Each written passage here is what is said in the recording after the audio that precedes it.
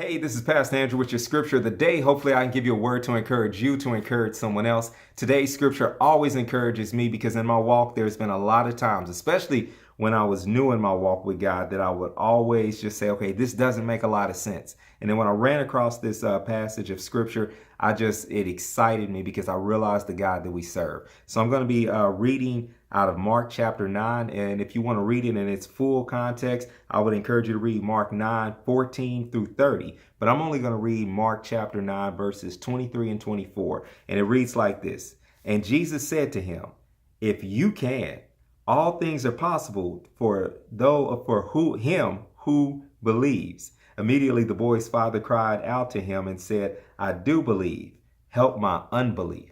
That is so powerful to understand that you have a God that you can come to and say, I'm struggling with this. I'm suffering right now. I want to believe you. I know that you're real, but help me with these things that don't seem real.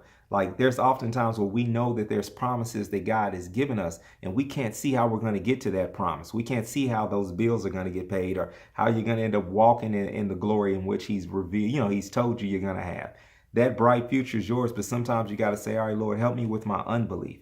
Help me. And that's the beautiful thing, that he's not a God that's angry at you or anything. So if you're going through pain today and you're wondering why so much pain, if you're wondering why these things happen, that's the same as saying, help me with my unbelief, and watch how he acts on your behalf.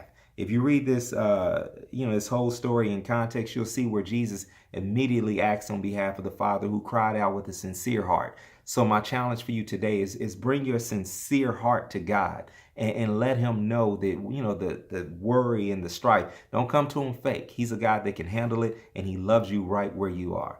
That's your scripture of the day today. Love you for listening. Remember, hate can't drive out hate. Only love can do that.